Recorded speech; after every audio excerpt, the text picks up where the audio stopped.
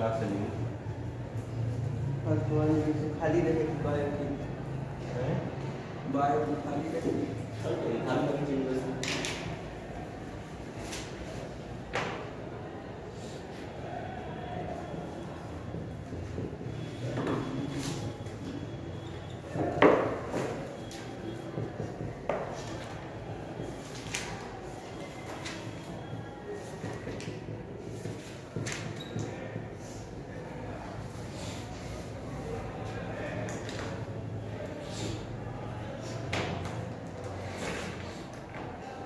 ये हम लोग इसमें पढ़ चुके थे जितने भी हम लोग के स्केल थे, केल्विन, सेल्सियस और फारेनहाइट। उसके बाद हम लोगों ने पढ़ा था कैलोरीमेट्री, यहाँ तक पढ़ चुके थे। इसके आगे अब आज हम लोग को पढ़ना है, इसके आगे में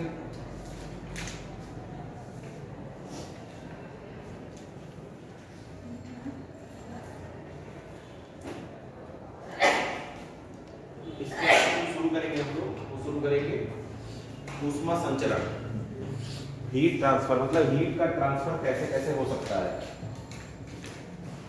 देखिए इसके 3 प्रकार होते हैं। पहला होता है चालन, यानी कि कंडक्शन।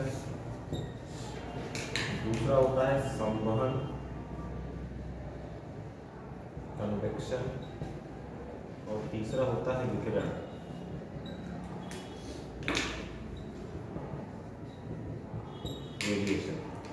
बेसिकली हम लोग को ये और ये ज्यादा पढ़ना रहता है, इसके बारे में केवल इंट्रोडक्शन। तो शुरू कहाँ से करना है? चालन से। ये प्रमुखता रूप से किसमें पाया जाता है? ठोसों में पाया जाता है।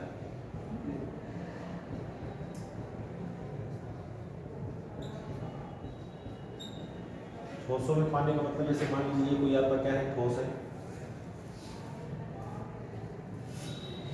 इसमें ढेर सारे क्या होंगे, इसके अणु होंगे, मॉलिक्यूल्स।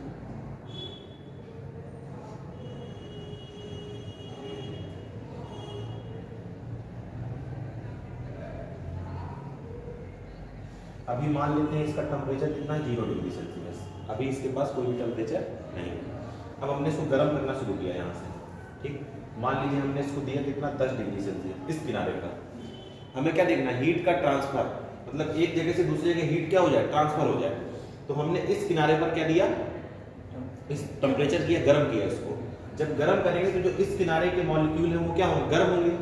जब गर्म होंगे तो उनके पास क्या आएगी, ऊर्जा आएगी। क्या आएगी, ऊर्जा। ऊर्जा आएगी तो बगल वाले को क्या मारेगा, टक्कर मारेगा। जब ऊर्जा आएगी तो बगल वाले को क्या मारेगा, टक्कर। और अपनी कुछ ऊष्मा जो है तो उसने किसमें हासिल की है, ताप की वजह से थोड़ी सी ऊष्मा किसको दे देगा, बगल वाले को दे देगा। फिर जब बगल वाले के पास ऊर्जा आएगी तो बगल वाला किसको मारेगा, इस तरफ वाले को टक्कर मारेगा, कुछ ऊष्मा उसको देगा, इस तरफ वाले को कुछ ऊष्मा उसको, करते करते करते करते ऊष्मा कहाँ पहुंच जाएगी, लास्ट पर। जितना गर्म ये होगा उससे थोड़ा कम गर्म होगा ये, क्योंकि आपने इसको दी पूरी ऊष्मा, कुछ इसने रख ली अपने पास और कुछ ट्रांसफर करिए। तो नहीं कि लेके पूरा पूरा दे दिया। तो मान लीजिए कि गर्म करते करते करते करते आप कहाँ ले गए इसको, बढ़ाते बढ़ाते बढ़ाते बढ़ाते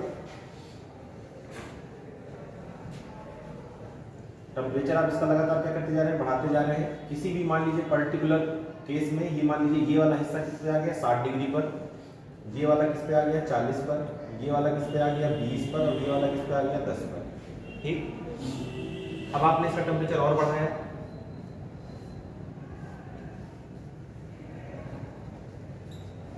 जब और बढ़ाया तो ये वाला हिस्सा था ये आ गया किस पर, 80 डिग्री पर, ये आ गया किस पर, 60 पर, ये आ गया किस पर, 40 पर, और ये आ गया किस पर, 20 पर। ठीक। और टेम्परेचर बढ़ाएंगे अभी। जब और टेम्परेचर बढ़ाया तो आपने ये देखा कि ये वाला हिस्सा आ गया किस पर, 100 डिग्री सेल्सियस पर, ये वाला आ गया किस पर, 80 डिग्री सेल्सियस पर, ये वाला आ गया 60 डिग्री सेल्सियस पर, और ये वाला आ गया 40 डिग्री सेल्सियस पर।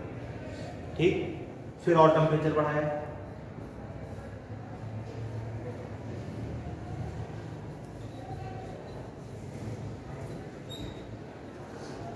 जब और टेम्परेचर बढ़ाया तो देखा कि अब इसका टेम्परेचर बढ़ना बंद हो गया। ये 100 डिग्री सेल्सियस पर ही है, ये 80 डिग्री सेल्सियस पर ही है, ये 60 डिग्री सेल्सियस पर ही है, और ये 40 डिग्री सेल्सियस पर ही है। ठीक। ऐसा क्यों हुआ इसको भी समझ लीजिए। जैसे मान लीजिए ये आपके पास क्या था, कोई ठोस पदार्थ, इस वाले हिस्से को आपने 100 डिग्री सेल्सियस के पानी के संपर्क में रखा, ठीक। तो ज्यादा से ज्यादा क्या हो सकता है, ये 100 डिग्री सेल्सियस पानी जो है ये अपनी पूरी ऊष्मा किसको दे देगा, इसको, है कि नहीं। तो इसका जो अधिकतम ताप हो सकता है वो कितना हो सकता है, 100 डिग्री सेल्सियस। अब आप चाहे जो कर लीजिए, देखिए पानी को आप कितने तक गर्म कर सकते हैं, 100 तक। इसके बाद पानी बदल जाता है किसमें, भाप में, बदल जाता है कि नहीं। तो अगर आप पानी लगा के इसको गर्म कर रहे हैं तो आप इसको अधिकतम 100 डिग्री तक ही पहुंचा सकते हैं, इसके बाद संभव ही नहीं है, इसके बाद संभव ही नहीं है। जैसे पानी है, पानी में आपने इसका एक सिरा क्या कर दिया, डुबो दिया है, और पानी को आप गर्म कर रहे हैं। पहले आपने मान लीजिए गर्म किया 60 डिग्री तक, तो ये वाला 60 पर आया, कुछ इसने अपने पास रखा हुआ है, थोड़ा बहुत ट्रांसफर करता जा रहा है, तो ये कम होते जा रहे हैं भाई। इसका कुछ इसको मिला, फिर इसका कुछ इसको मिला, और इसका कुछ इसको मिला, तो यहां से जाते जाएंगे तो क्या होती जाएगी, टेम्परेचर कम होता जाएगा, लेकिन ऊष्मा यहां से यहां क्या हो रही है, प्रवाहित हो रही है। जब इस कंडीशन में आप आए कि अधिकतम टेम्परेचर आपने क्या कर लिया, पा लिया, तो ये वाला जो हिस्सा था ये 100 पे आ गया, एग्जाम्पल है, ये वाला 80, ये वाला 60, ये वाला 40। अब इससे ज्यादा ताप क्या नहीं हो सकता, बढ़ नहीं सकता। अब अगर इसके बाद आपने इसको और ऊष्मा दी, यानी कि और ताप बढ़ाया, तो जितनी भी ऊष्मा है ये यहां से यहां क्या होती जाएगी, सीधे पास होती जाएगी। अब समझिएगा कैसे, थोड़ा समझिए इसको फिर से एक बार। जो आप इसको ऊष्मा दे रहे थे ताप के रूप में, उससे ये क्या कर रहा था, उससे दो काम कर रहा था, एक तो खुद गर्म हो रहा था और थोड़ी बहुत ऊष्मा बगल वाले को दे रहा था। इस कंडीशन पर आने के बाद जितना इसको गर्म हो पाना था ये हो चुका, जितना इसको गर्म हो पाना था ये हो चुका। अब ये खुद गर्म नहीं हो सकता, तो जो भी ऊष्मा मिलेगी वो कहां चली जाएगी, आगे। जो भी ऊष्मा मिलेगी वो कहां चली जाएगी, आगे। तो ये जो दो अवस्थाएं हैं इसको बोलते हैं परिवर्ती अवस्थाएं। परिवर्ती अवस्थाएं जरा इन दोनों में देखिए, टेम्परेचर हर जगह पे क्या हो रहा है, बदल रहा है। जो ये दोनों अवस्थाएं हैं इनको बोलते हैं स्थायी अवस्थाएं, स्टेडी स्टेट, और वो क्या है, वेरिएबल स्टेट। वेरिएबल स्टेट को कैसे डिफाइन करेंगे, अगर ये पूछे तो डायग्राम तो बनाएंगे नहीं, यही बताएंगे कि जिसमें हर जगह का टेम्परेचर क्या हो, बदल रहा हो। अलग अलग तो है ही है, अलग अलग तो यहाँ भी है, अलग अलग तो यहाँ भी है, जहां पर हर जगह का टेम्परेचर समय के साथ क्या हो रहा हो, बदल रहा हो। यहाँ क्या है, एक समय था जब टेम्परेचर ये था, फिर समय बदला, आपने हीट और दे दी, लेकिन टेम्परेचर क्या है, यही है। तो ऐसी अवस्था जिसमें किसी ठोस के प्रत्येक भाग का टेम्परेचर, ताप समय के साथ परिवर्तित ना हो, और इसमें क्या है, समय के साथ परिवर्तित हो जाए, तो क्या है, परिवर्ती अवस्था, और ये क्या है, स्थायी अवस्था। हमें जो भी अपनी स्टडी करनी है वो सब किसमें करनी है, स्थायी अवस्था में, क्योंकि इसमें स्टडी करना क्या है, बहुत मुश्किल है भाई। किसी टाइम हम देख रहे हैं कि टेम्परेचर 100 मान के हम कैलकुलेशन कर रहे हैं, और थोड़ी देर बाद टेम्परेचर 120 हो गया, तो ऐसा केस फिजिक्स में नहीं लिया जाता। फिजिक्स में वही चीज ली जाती है जो क्या हो, बदले ना। तो हम किसकी बात करते हैं हमेशा, स्टडी स्टेट की। स्टडी स्टेट का मतलब क्या है कि एक टेम्परेचर है जो हर क्रॉस सेक्शन का या हर भाग का क्या है, अपना अपना फिक्स है। आप ऊष्मा देंगे तो ऊष्मा यहाँ से यहाँ तक क्या हो जाएगी, प्रवाहित हो जाएगी। ऊष्मा यहाँ से यहाँ, अगर आपने यहाँ से कितनी ऊष्मा दी है, Q, तो ये ऊष्मा यहाँ से जाते जाते Q बाहर चली जाएगी। क्लियर है। यहाँ पर क्या था, Q दे रहे थे, कुछ अवशोषित हो जा रही थी और कुछ आगे जा रही थी, फिर कुछ ये अवशोषित कर रहा था, आगे भेज रहा था, फिर कुछ ये अवशोषित कर रहा था, आगे भेज रहा था। फिर इस तरह यहाँ पर भी था, लेकिन यहाँ पर ऐसा नहीं है। एक बार जैसे ये टेम्परेचर इसको मिला, उसके बाद इसने ऊष्मा का अवशोषण क्या कर दिया, बंद कर दिया। जो भी मिल रहा है कहाँ जा रहा है, सीधे आगे, इसलिए इनका टेम्परेचर बढ़ नहीं रहा। भाई टेम्परेचर कब बढ़ेगा, जब आप ऊष्मा क्या करेंगे, अवशोषित करेंगे। जैसे मान लीजिए कहीं पर आग जल रही है, ठीक है। अब जब तक आप जाके आग में हाथ को नहीं सेकेंगे तब तक हाथ गर्म थोड़ा ना होंगे, तो बगल से निकल जाओगे, कोई फर्क नहीं पड़ेगा। तो जब तक ये लोग ऊष्मा का अवशोषण कर रहे थे तब तक इनका ताप बढ़ रहा था। यहाँ पहुंचने के बाद इन्होंने ऊष्मा का अवशोषण क्या कर दिया, बंद कर दिया, तो ताप बढ़ना भी बंद हो गया। तो हर भाग का अपना अपना ताप क्या हो गया, नियत हो गया, फिक्स हो गया। इसको बोलते हैं क्या, स्थायी अवस्थाएं। ठीक, इसको पहले इसी तरह नोट कर लीजिए, फिर बाद में दो लाइन लिख लेंगे।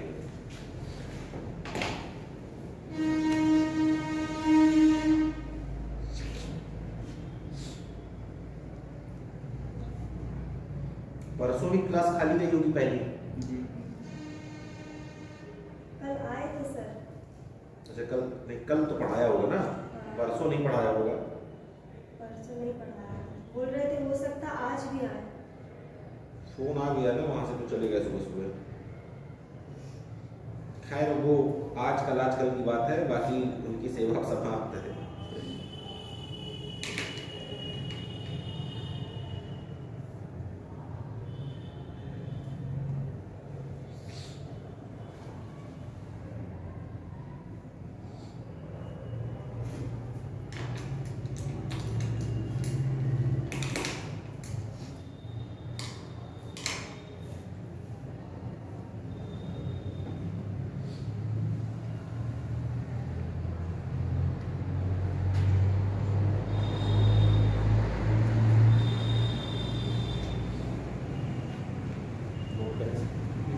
हेलो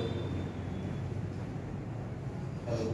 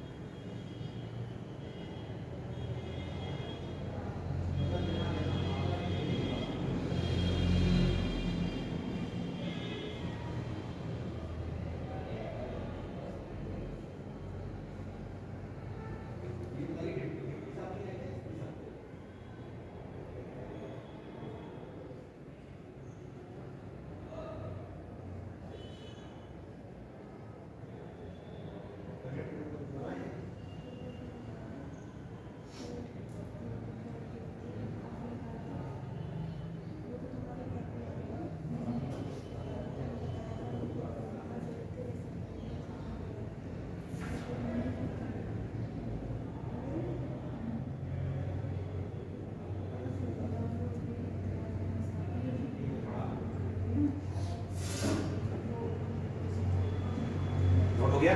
जी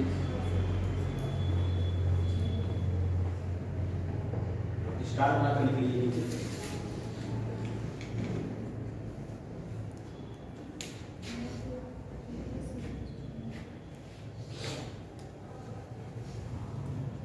लिखिए ऐसी अवस्था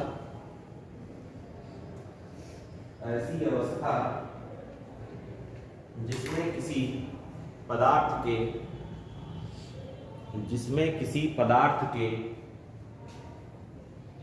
प्रत्येक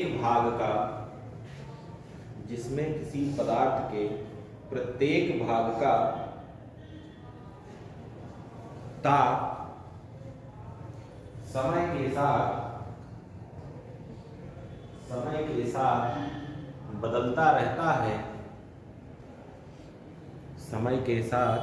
बदलता रहता है, कॉमा परिवर्ती अवस्था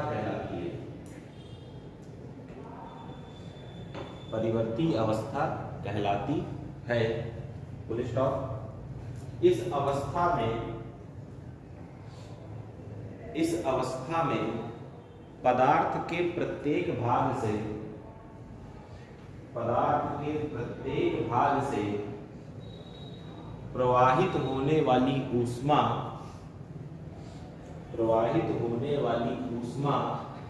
की मात्रा अलग अलग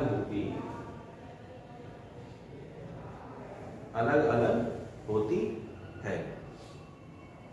अब दूसरा स्टार नीचे बना लीजिए एक और।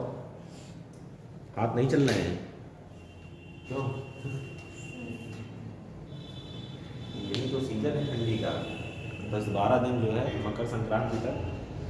देखिए दूसरे स्टार में ऐसी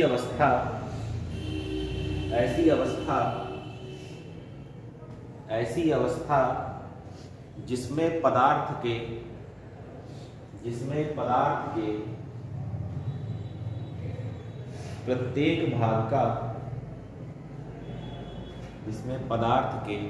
प्रत्येक भाग का ताप समय के साथ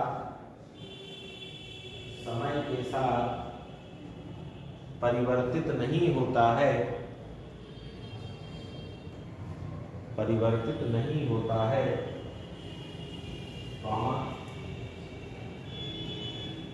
स्थायी अवस्था कहलाती है। Full stop. इस अवस्था में पदार्थ के प्रत्येक भाग से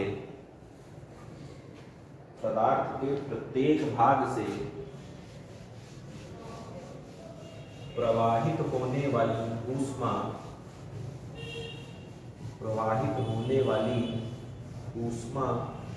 की मात्रा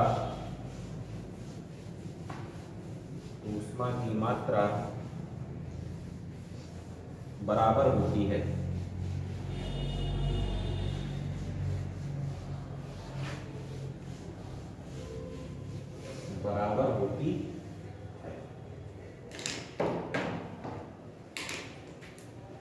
अब नेक्स्ट स्टार बनाइएगा, समझिएगा। अब हमें ये निकालना है कि जो ऊष्मा की मात्रा है किसमें, स्थायी अवस्था में, ये किन किन कारणों पर निर्भर करती है।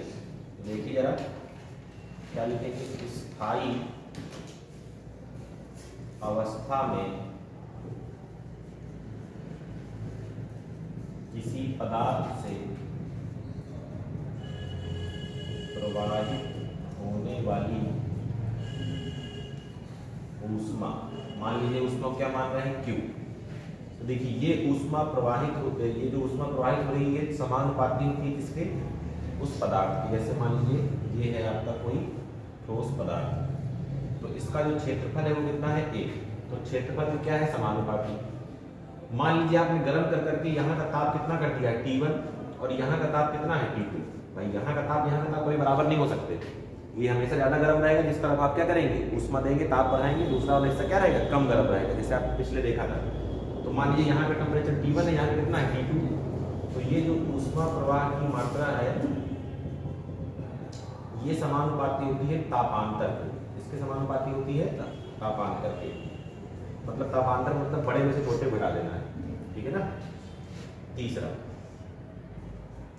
ये ऊष्मा प्रवाह की मात्रा समानुपाती होती है किसके, समय के। कितने समय तक ताप बढ़ाया जा रहा है, जितने समय तक ताप बढ़ाते रहेंगे आप उतने समय तक ऊष्मा प्रवाहित होती रहेगी। नंबर 4,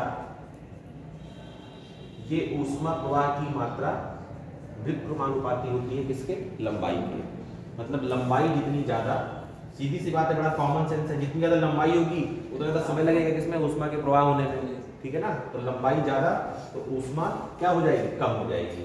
जितना ज्यादा क्षेत्रफल का मतलब जितना, मान लीजिए मोटा आपका क्या है, चालक है, मतलब जो भी आपका ठोस पदार्थ है, तो उतनी ज्यादा ऊष्मा क्या कर सकता है, ग्रहण कर सकता है, उतना ज्यादा ताप ग्रहण कर सकता है। तो क्या होगा, वो उसका ताप बढ़ेगा तो ऊष्मा की मात्रा क्या होगी, बढ़ेगी।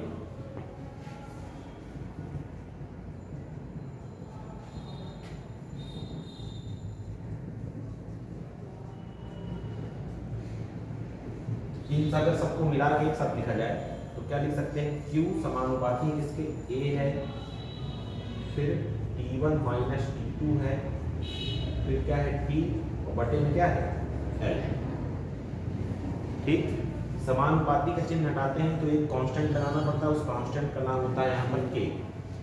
Ka T1 minus T2 T divide by L, ये आ गया Q का फॉर्मूला। और यहाँ पर किसके बारे में बात करनी है, K के बारे में। K को बोलते हैं ऊष्मा चालकता गुणांक, coefficient of thermal conductivity, coefficient of thermal conductivity. Clear है? इसके का मात्रक निकाल सकते हैं। देखो देखो ध्यान से, के बराबर क्या लिख सकते हैं हम लोग, Q into L divide by A delta T, और ये क्या है स्मॉल टी। ठीक, Q मतलब जूल, ये मीटर, ये मीटर स्क्वायर, ये डिग्री सेल्सियस या डिग्री केल्विन, और टी माने सेकेंड। देखो 1 मीटर से 1 मीटर क्या कर दो, काट दो, तो क्या बचेगा ऊपर जूल, नीचे देखो मीटर, डिग्री सेल्सियस और सेकेंड। ठीक, ये कौन सा मात्रक इसका, एसआई मात्रक। सीरियस मात्रक लिखना होगा क्योंकि क्वेश्चन में कभी तो जूल की जगह क्या जाता है कैलोरी, मीटर की जगह सेंटीमीटर, इनमें कोई मतलब नहीं, डिग्री सेल्सियस सेकेंड। ठीक, तो स्टार बना करिए, आप पहले ये लिख लेंगे यहां तक, और इसके बाद मैं बोलूंगा फिर आप लिखेंगे। पहली लाइन बस लिख लीजिए।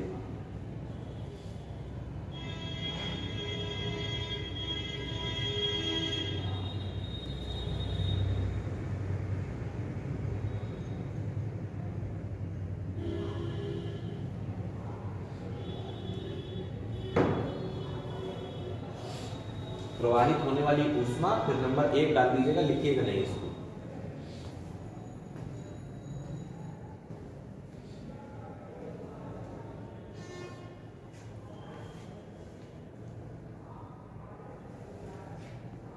हो गया, बोले नंबर 1 लिखिए, पदार्थ के क्षेत्रफल के, पदार्थ के क्षेत्रफल के, पदार्थ के क्षेत्रफल के समानुपाती होती है, पदार्थ के क्षेत्रफल के समानुपाती होती है, और लिख लीजिएगा इसके नीचे Q प्रोपोर्शनल टू A। ये चित्र बना लिया, चित्र बना लेना बगल में ये वाला।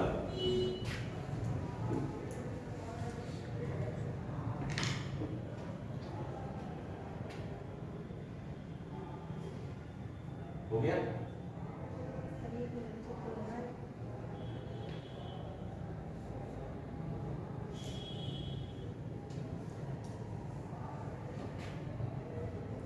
नंबर दूसरा लिखिए,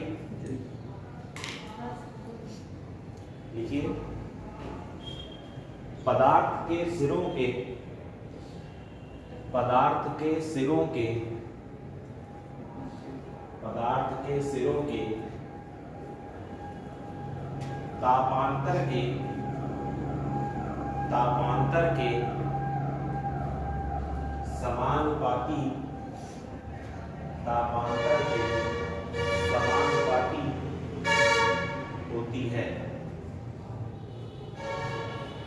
समानुपाती होती है। लिख लीजिए उसको, Q proportional to T1 minus T2 और डेल्टा T।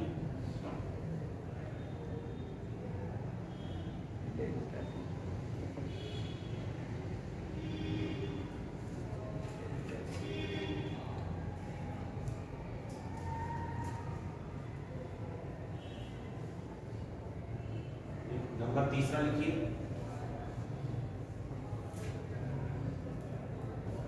देखिए ताप बढ़ाने, ताप बढ़ाने के समय, ताप बढ़ाने के समय के समानुपाती होती है, समानुपाती होती है Q proportional to small t।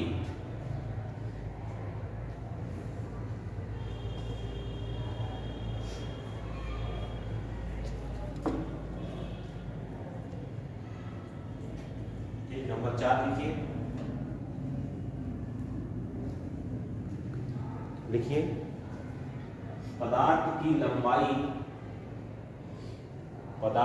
लंबाई के वृत्तमानुपाती होती है। पदार्थ की लंबाई के वृत्तमानुपाती होती है। ठीक, अब यहां से लेके 1 2 3 व 4 को मिलाने पर और यहां से लेके पूरा यहां पर नोट कर लीजिए।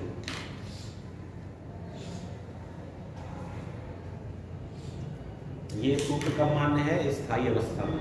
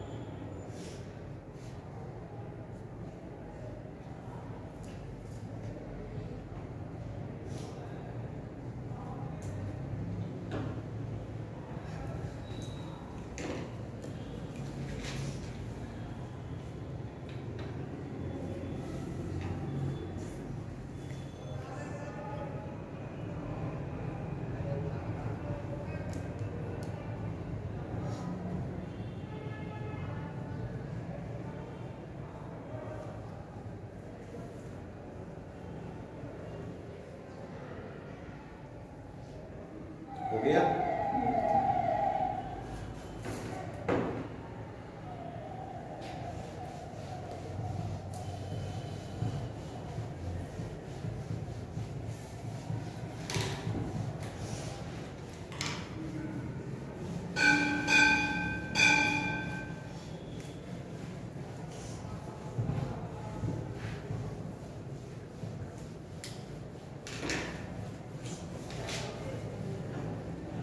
नेक्स्ट स्टेटमेंट, ऊष्मीय धारा।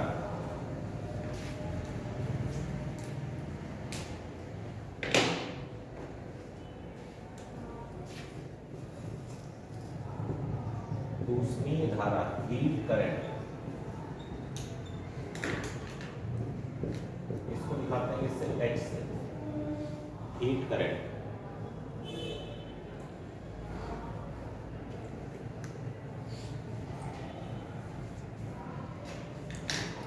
एक आपने पढ़ी होगी पहले, वैद्युत धारा क्या होती थी? आई से नोट करते थे। हाँ, होती क्या थी? आवेश प्रवाह की दर क्या कहलाती थी? धारा। वहां क्या प्रवाहित होता था? आवेश। यहाँ क्या प्रवाहित हो रही है? ऊष्मा। तो लिखिए, ऊष्मा प्रवाह की दर, ऊष्मा प्रवाह की दर, ऊष्मा प्रवाह की दर ऊष्मीय धारा, ऊष्मीय धारा कहलाती है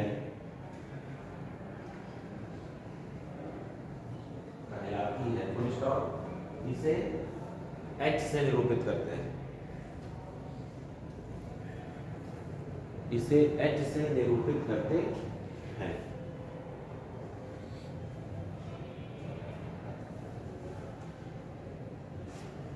ठीक, तो देखिए H बराबर क्या होगा, ऊष्मा प्रवाह की दर यानी कि Q बटे T। जब भी दर की बात करता है तो समय से क्या देना होता है, भाग। जरा Q का मान रखिए यहाँ से, तो क्या हो जाएगा KA T1 minus T2 T बटे L और बटे T। इस T से ये T क्या हो जाएगा, कट जाएगा। H बराबर क्या बचेगा, KA T1 minus T2 divide by L। ये क्या है, ऊष्मीय धारा H।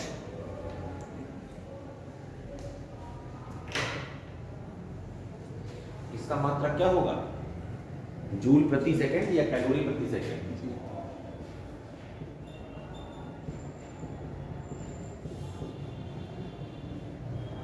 जूल सेकंड, टाइम है तो सेकंड होगा, इसमें SI मात्रा और कैलोरी प्रति सेकंड किसमें हो जाएगा, CTS मात्रा।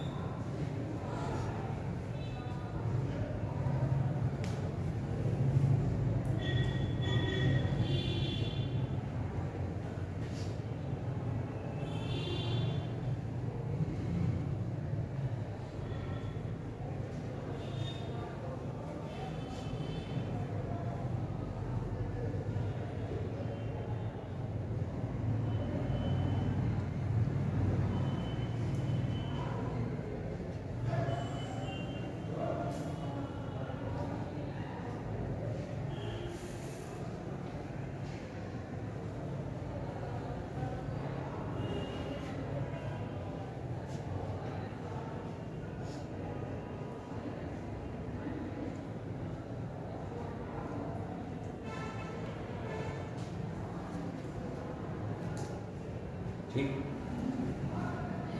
एक क्वेश्चन लिखिए।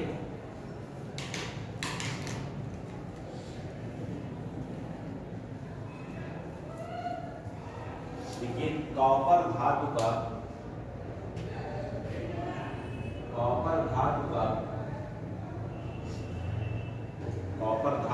बना एक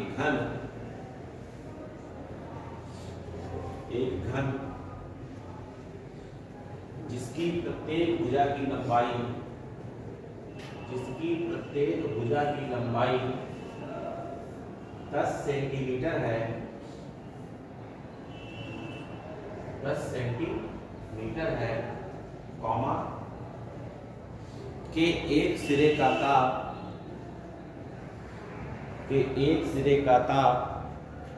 100 डिग्री सेल्सियस तथा दूसरे सिरे का ताप 0 डिग्री सेल्सियस है।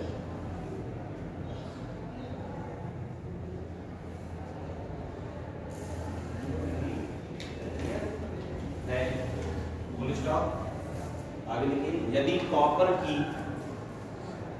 कॉपर का लिख लीजिएगा, यदि कॉपर का ऊष्मा चालकता गुणांक, यदि कॉपर का ऊष्मा चालकता गुणांक 400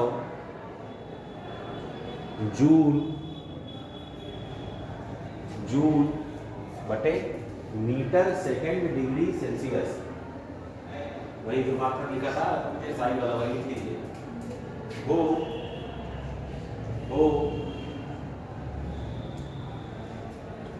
तो कॉपर के घन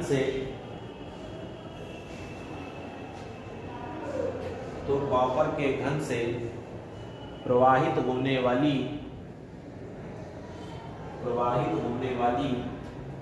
ऊष्मीय धारा की गणना कीजिए। ऊष्मीय धारा की गणना कीजिए।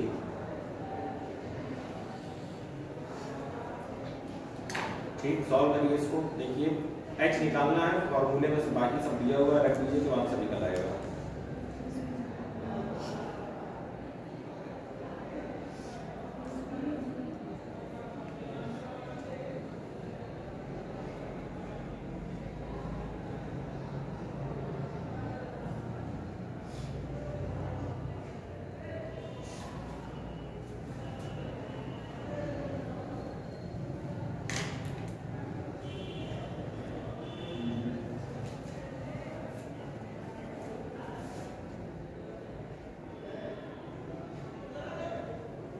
क्षेत्रफल में सर क्या करेंगे? क्षेत्रफल का क्या करेंगे? लंबाई दिया है, प्रत्येक भुजा की लंबाई दिया है, तो लंबाई गुणे लंबाई क्या होता है? क्षेत्रफल।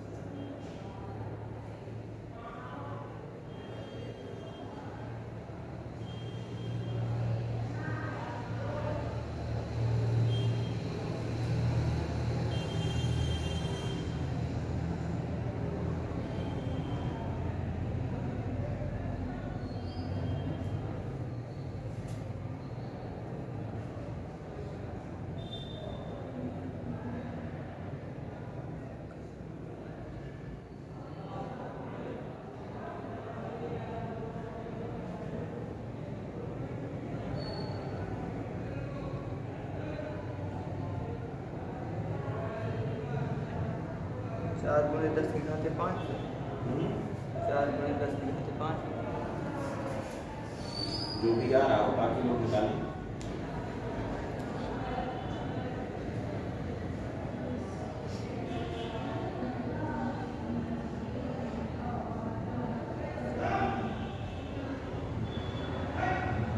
सर उस ए का क्या करेंगे?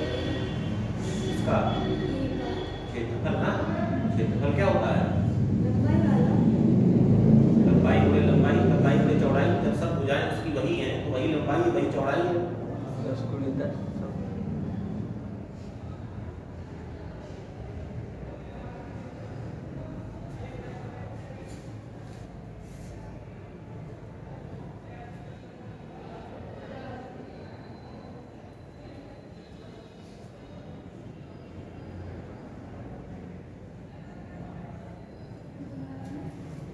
4 गुणे 10 की घात 5। हाँ सर 4 गुणे 10 की घात 5 आ रहा है। सबका हाँ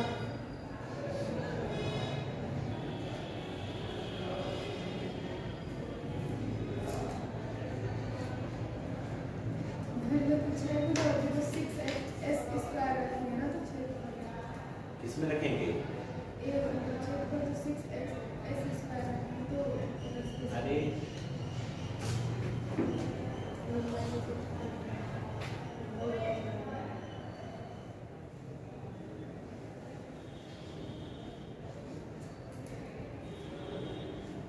ये है ध्यान, ठीक है। अब कह रहा एक सिरे का ताप कितना है? 100 डिग्री सेल्सियस और दूसरे सिरे का ताप कितना है? 0 डिग्री सेल्सियस। तो ऊष्मा यहाँ से प्रवाहित होगी, यहाँ से निकलेगी, है कि नहीं? तो एक ही पृष्ठ का क्षेत्रफल न लेंगे, 6 का क्यों लेंगे? तो जैसे मान लीजिए ये कमरा है, ठीक है, इस कमरे में कितने पृष्ठ? 6 पृष्ठ हैं। 1 2 3 4 5 और 6। वहां से ऊष्मा आई और यहाँ से निकल गई। तो जिस पृष्ठ से आई है और जिस पृष्ठ से जा रही है उसका हमने क्या लिया? क्षेत्रफल लिया।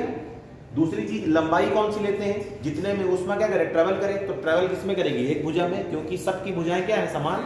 तो यहाँ पर L की वैल्यू भी कितनी होगी? 10 सेंटीमीटर और A की वैल्यू कितनी होगी? 10 सेंटीमीटर इंटू 10 सेंटीमीटर। कितना आ रहा है? 4 गुणे 10 की घात 5 है। 5 कैसे आ रहा है जी? 400 का 2 जीरो और 2 जीरो 100 का। देखो H बराबर क्या दिया है? K कितना दिया है? 400 दिया है।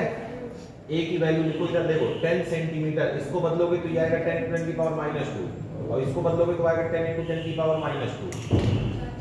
और फिर 100 - 0 कितना होगा? 100 और नीचे 10 इंटू 10 की पावर -2, इससे ये चला गया, इन दो जीरो से ये दोनों जीरो चले गए, तो 4000 ही तो बचा केवल।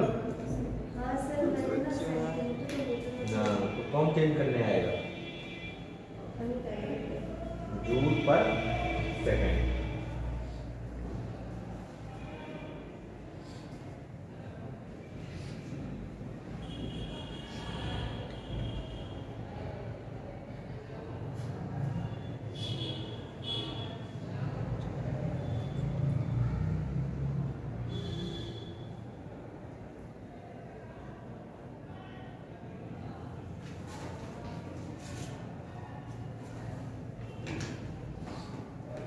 हो गया?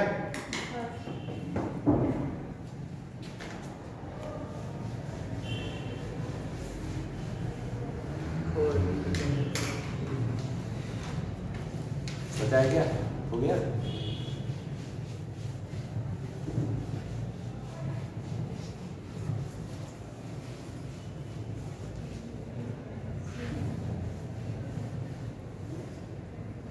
वो भैया नहीं आए दोबारा?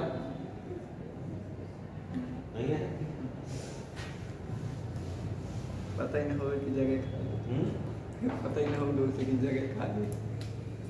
हाँ देखिए, अब हेडिंग डालिए ऊष्मीय प्रतिरोध। जैसे वहां पर भी प्रतिरोध था, तो यहाँ पर भी क्या है? प्रतिरोध है।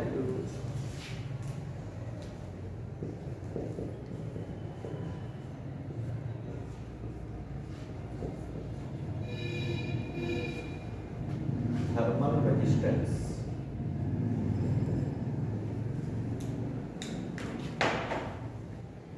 ठीक ठीक, देखिए वैद्युत धारा I बराबर आपने पढ़ा था delta V by R, Ohm's law में पढ़ा था।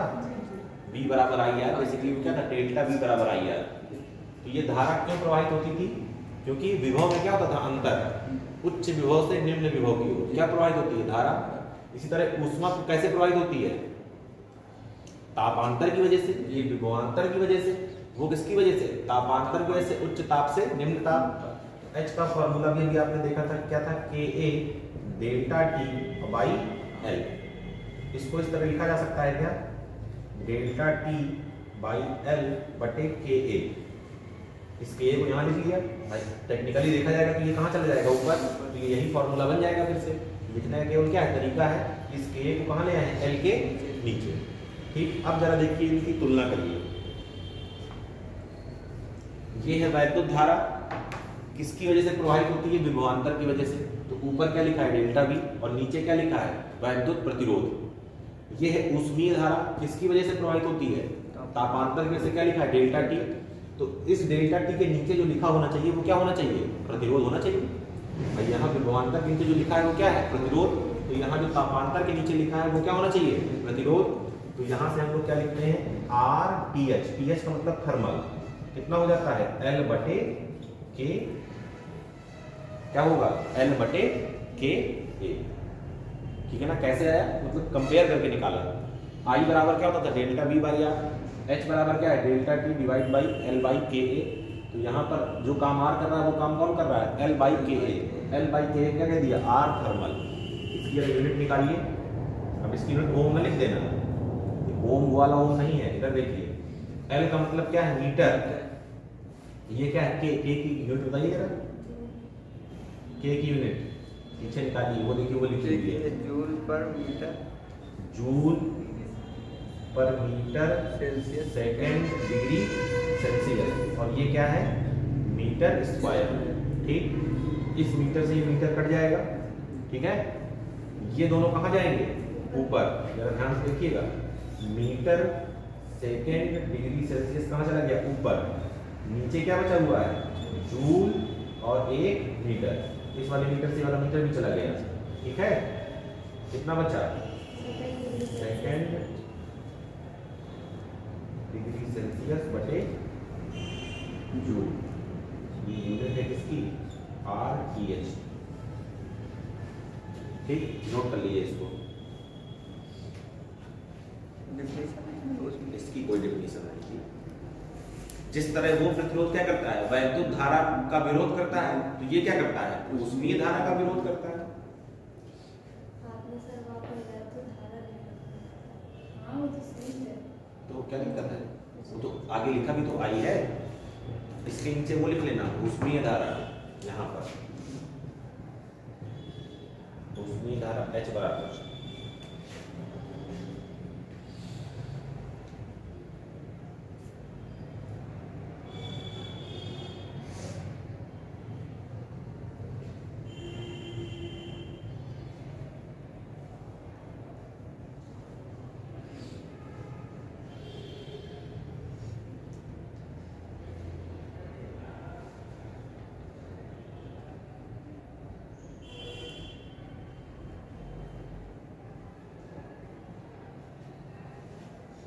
अब इसको भी हम इसी तरह लिख सकते हैं जिस तरह हमने यहाँ लिखा है I बराबर डेल्टा V बाई आर, तो H बराबर क्या लिख सकते हैं, delta T by are T H.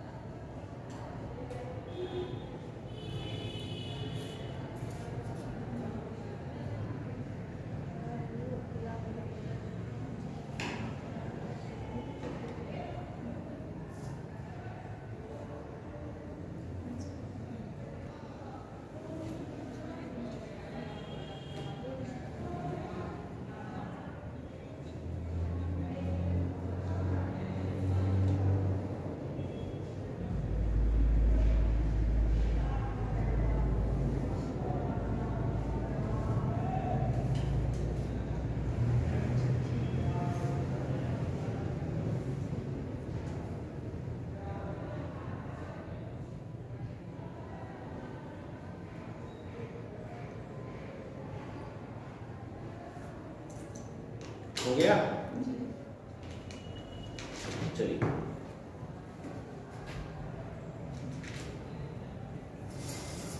ठीक है। अब देखिए वहां पर भी जब प्रतिरोध पढ़ा था तो उसके बाद पढ़ा था प्रतिरोधों का श्रेणी क्रम संयोजन और समांतर क्रम संयोजन, यहां पर भी इसी तरह पढ़ना है।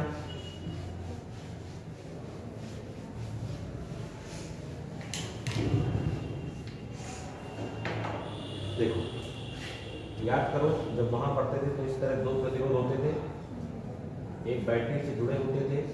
श्रेणी क्रम की पहचान क्या होती थी, सर ये भी तो फिजिक्स में ही पढ़ते थे।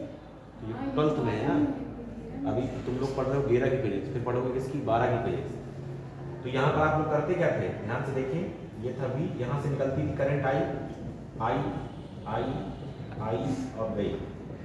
पहचान क्या होती थी श्रेणी क्रम संयोजन की कि हर प्रतिरोध में धारा एक समान होती थी। देखो धारा तभी दो जगह जाती है जब उसके बाद दो रास्ते हो, केवल रास्ता एक ही है तो जहां से गई थी उसी तरह चली हुई आगे। तो पहचान क्या है श्रेणी क्रम की, I क्या रहती है सेम, और R इक्विवेलेंट कितना था R1 प्लस R2, ठीक। इसी तरह देखिए यहाँ पर हमको करना है, हमने क्या लिया, एक यहाँ पर लिख लेंगे ऊष्मीय प्रतिरोधों का संयोजन। नंबर 1 में क्या लिखना है, श्रेणी क्रम संयोजन। चलिए देखिएगा, तो एक आपने क्या ले लिया, ये कोई पदार्थ लिया है, ठीक, जिसकी लंबाई कितनी है L1, जिसका ऊष्मीय चालकता गुणांक कितना है K1, ठीक है, कोई दिक्कत। मान लीजिए यहाँ का ताप कितना है T1, ठीक। एक पदार्थ यहाँ लिया हुआ है आपने क्षेत्रफल में इसका क्या मान लीजिएगा, देखो क्षेत्रफल में कंडीशन क्या है, दोनों का क्षेत्रफल क्या होना चाहिए, बराबर। क्यों, हमें करना क्या है, इन दोनों को ज्वाइंट करना है। सीरीज का मतलब क्या था, एक था, एक ना, क्या कर दिया, ज्वाइंट कर दिया। इसकी लंबाई मान लीजिए कितनी है, L2, इसका उसमें चलकता गुणांक कितना है, K2, और इसके इस हिस्से का ताप कितना है, T2। ठीक है, अब इनको दोनों को उठा क्या कर देना, कंबाइन कर देना है। तो देखिए कंबाइन करने में कैसा कंडीशन बनेगी, ये इस तरह रहेगा और दूसरा भी यहाँ आके इस तरह क्या हो जाएगा, जुड़ जाएगा। तो ये है क्या, L1, ये क्या है, L2। क्षेत्रफल दोनों का सेम, अगर क्षेत्रफल दोनों का सेम नहीं होगा तो ये जुड़ेंगे नहीं। उसके बाद ये क्या है आपका K1 और ये क्या है K2। ठीक है, करते क्या थे हम लोग, ये प्रतिरोध अलग था, ये प्रतिरोध अलग था, हमने एक साथ दोनों को जोड़ा। तो हम ये निकालना चाहते थे कि अगर दोनों को एक मान लें तो कितना मानना पड़ेगा, तो इतना मानना पड़ता था। तो यहाँ पर भी अगर दोनों को एक मानना है तो कितना मानना पड़ेगा, ये देखना है। यहाँ का टेम्परेचर कितना है, T1, यहाँ का कितना है, T2। जब आप दोनों को मिलाएंगे तो टेम्परेचर डिफरेंस के कारण क्या प्रभावित होगी, ऊष्मा। तो जो जंक्शन है, ये संधि जो बनी है, यहाँ का भी कुछ ना कुछ टेम्परेचर होगा। मान लेते हैं कि वो कितना है, थीटा। हालांकि इस थीटा पर कुछ नहीं निर्भर करेगा, ये अपने आप क्या हो जाएगा, कैंसिल हो जाएगा, लेकिन कुछ ना कुछ तो होगा ही। तो क्या मान लिया, थीटा मान लिया। अब एक एक करके समीकरण लगाना है। देखिए समीकरण क्या बना था आपका, H बराबर delta T y R T H. ठीक, तो पहले वाले के लिए, इसके लिए तो देखिए क्या लिखेंगे, देखो दोनों सीरीज में है, ठीक है ना। तो जो ऊष्मा प्रवाह की दर धारा है वो क्या रहेगी, सेम रहेगी। देखो यहाँ पर धारा क्या रहती है, सेम है। तो यहाँ पर भी जो Q है वो क्या जाएगा, समझे, सेम से। देखो क्या लिखेंगे पहले के लिए, H बराबर, ठीक, डेल्टा टी बटे R1, इसकी बात हो रही है। मान लेते हैं इसका प्रतिरोध कितना है, R1, इसका प्रतिरोध कितना है, R1, इसका प्रतिरोध कितना है, R2। और जब दोनों को कंबाइन कर देंगे तो प्रतिरोध को कितना मानेंगे, RS। S का मतलब सीरीज, श्रेणी का। जरा डेल्टा टी की वैल्यू लिखिए, डेल्टा टी की वैल्यू कितनी होगी, ध्यान से देखिए, पहले वाले के लिए T1 और माइनस थीटा बटे कितना है, R1। तो यहां से मेरा वैल्यू निकाल लीजिए, T1 माइनस थीटा कितना हो जाएगा, HR1, समीकरण 1। यहां से ये उच्च ताप पर है, हम मान रहे हैं, तो उच्च ताप से ऊष्मा क्या हुई, यहां तक प्रवाहित हुई। जैसे ध्यान करिए, अभी जो डायग्राम बनाया था, इस तरह के डायग्राम थे। अगर ये 100 पर था तो ये 80 पर था, तो ये 60 पर था, तो ये 40 पर था, ठीक है ना। तो देखिए यहाँ से यहाँ का ताप कम होगा, तो क्या कर लिया, T1 माइनस थीटा। इसी तरह दूसरे के लिए, तो H बराबर डेल्टा टी बटे R2। तो H बराबर डेल्टा टी, अब क्या लिखेंगे, देखो पीछे का ताप कम ही होगा, तो थीटा माइनस T2 और बटे R2। ठीक है, फिर से लिख लीजिए इसको, क्या, थीटा माइनस T2 बराबर HR2, समीकरण नंबर 2। ये तो हो गया अलग अलग की बात, ठीक है। अब अगर कंबाइंडली देखना चाहें तो कंबाइंडली देखने में देखिए जरा ध्यान से क्या होगा, H बराबर डेल्टा टी और बटे R। इस बार R कौन सा R होगा, RS। कंबाइंड जब देखेंगे तो H तो सब में सेम है, डेल्टा टी। अब जरा इस बीच वाले को भूल जाइए, क्योंकि बीच वाली कहानी इनमें अलग अलग थी। अब ये पूरा क्या हो चुका है, एक हो चुका है। एक तरफ का ताप T1 है, एक तरफ का ताप कितना है, T2। तो T1 माइनस T2 बटे RS।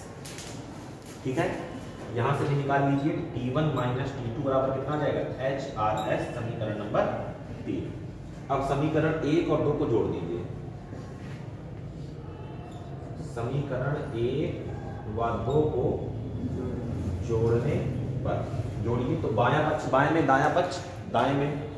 तो T1 माइनस थीटा में जोड़ना है, प्लस लगाया, थीटा माइनस T2, और दायां किसमें जोड़ेगा, दाएं में, तो HR1 प्लस HR2।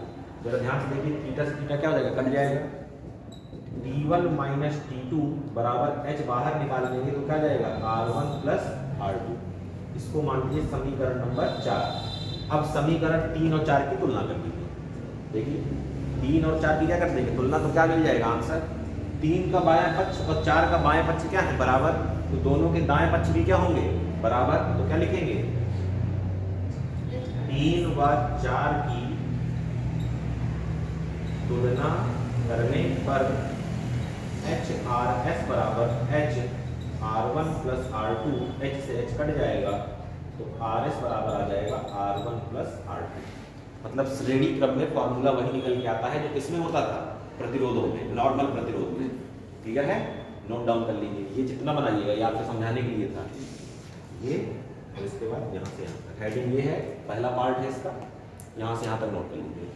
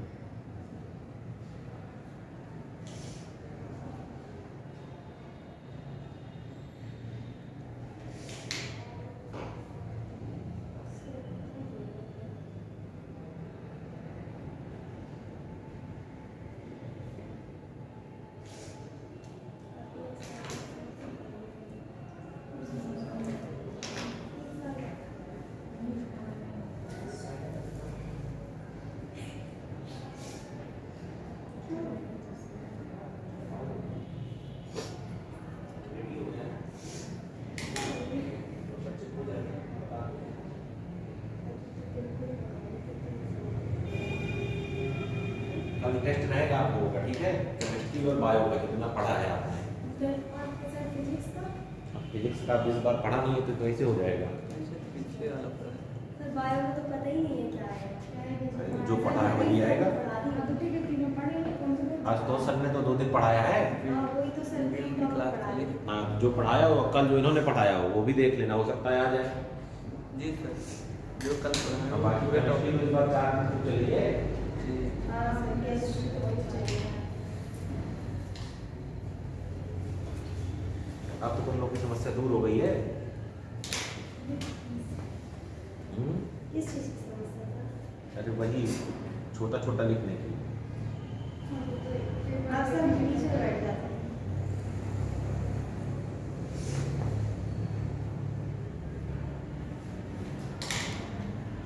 हो गया सबका? अब देखिए ये तो आपने निकाल लिया क्या, तुल्य प्रतिरोध। अब देखिए एक पदार्थ का ऊष्मा चालकता गुणांक K1 था, एक का K2 था। तो अगर दोनों को मिला दिया जाए तो क्या K का भी कोई रिलेशन निकल सकता है? हमें वो निकालना है, जरा ध्यान से देखिए।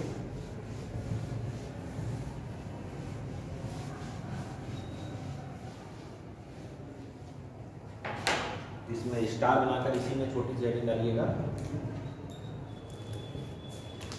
तुल्य ऊष्मा चालकता गुणांक। देखिए RS पहले देख लीजिए फिर नोट कर लीजिएगा एक साथ। RS बराबर क्या है? R1 plus R2। श्रेणी क्रम की बात हो रही है। R बराबर आप पढ़ चुके हैं L बटे KA, ठीक। तो जब इस पूरे की बात करेंगे तो L कितना हो जाएगा? L1 प्लस L2, ठीक। K को मान रहे हैं कि कुछ क्या निकल के आएगा, जो भी निकल के आएगा उसको मान लेते हैं क्या है वो KS, मतलब K इन सीरीज। और क्षेत्रफल क्या है? A बराबर R1 क्या होगा केवल इसका? L1 बटे K1 और A प्लस L2 बटे K2 A होगा कि नहीं? देखो इस A से A क्या हो जाएगा? कैंसिल। यहाँ से कॉमन ले लोगे तो नीचे वाले से क्या हो जाएगा? कट जाएगा। जरा ध्यान से देखिए यहाँ क्या बचेगा? L1 प्लस L2 बटे KS, L1 बटे K1 प्लस L2 बटे K2। KS को यहाँ ले जाइए, इसको यहाँ ले जाइए, KS बराबर हो जाएगा L1 प्लस L2 बटे, ये मेन बटा है, इसके बाद L1 बटे K1 प्लस L2 बटे K2। चाहे तो यहाँ एलसीएम लेके इसको और सॉल्व कर सकते हैं, बाकी कोई जरूरत नहीं है ज़्यादा, ठीक है ना? नोट कर लीजिए। ये क्या है? तुल्य ऊष्मा चालकता गुणांक। कब की बात है ये? जब श्रेणी क्रम में चल रहे हैं।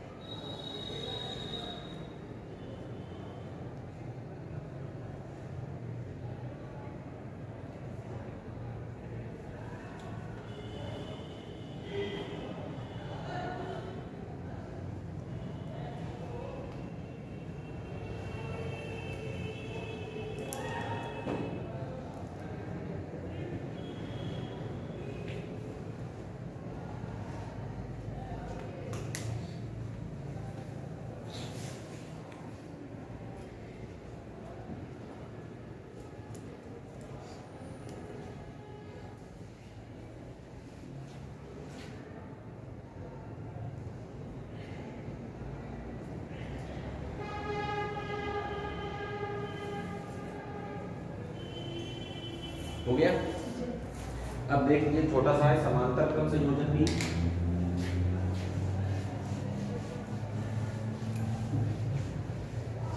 ऐसे श्रेणी क्रम में जोड़ने के लिए क्षेत्रफल बराबर होना चाहिए था, तो समांतर क्रम में जोड़ने के लिए क्या होना चाहिए? लंबाई बराबर। देखो यहां पर कैसे जोड़ते थे? एक प्रतिरोध इस तरह, दूसरा प्रतिरोध इस तरह। तो यहाँ पर मान लीजिए एक हमारे पास ये है, ठीक, समझ रहे हैं? लंबाई इसकी कितनी है? L मान लेते हैं। क्षेत्रफल कितना है इसका? A1, ये है K1।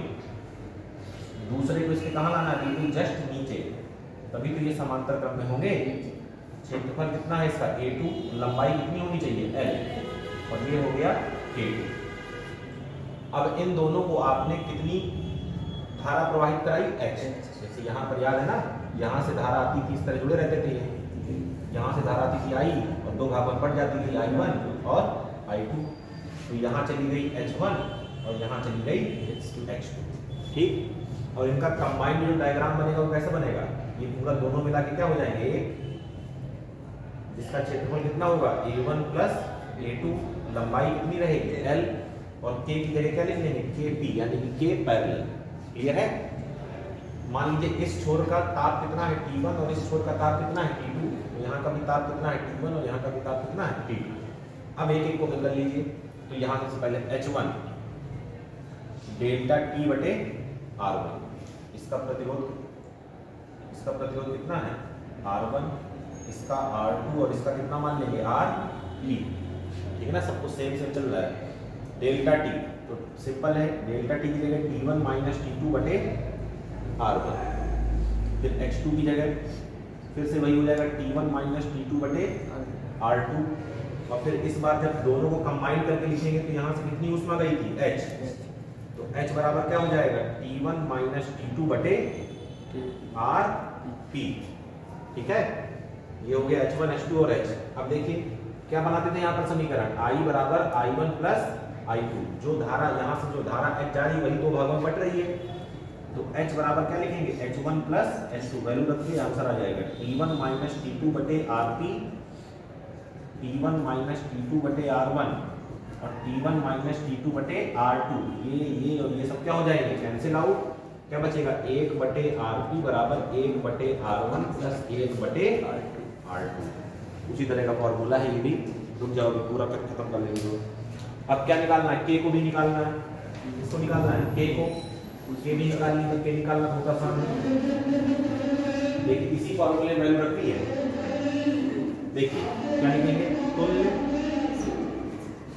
ऊष्मा चालकता गुणा, देखिए 1 बटे RP लिखा है, यानी कि पूरे इसका सिस्टम का L बटे क्या होता है KA, R बराबर क्या था L बटे KA। अब देखो L तो L है, K की जगह कौन आ गया है KP, और टोटल क्षेत्रफल कितना हो चुका है A1 प्लस A2, तो वैल्यू रखिए। तो 1 बटे RP की जगह L बटे KP A1 प्लस A2 बराबर 1 बटे R1, तो R1 केवल कितना होगा L बटे K1 A1 प्लस 1 बटे L बटे K2 A2, ये सब कहाँ चले जाएंगे ऊपर, तो यहाँ मिलेगा KP A1 प्लस A2 बटे L, यहाँ मिलेगा K1 A1 बटे L और यहाँ मिलेगा K2 A2 बटे L, L सब गायब, इसको यहाँ भेज दीजिएगा तो KP की वैल्यू कितनी आ जाएगी K1 A1 plus K2 A2 और divide by A1 plus A2। इसमें क्वेश्चन आते हैं सीधे फॉर्मूला पे, ठीक है ना। यहाँ पर लिख लीजिएगा तीसरा नंबर है ये समांतर क्रम संयोजन, पैरेलल कॉम्बिनेशन, ठीक, तो कर लीजिए इसको।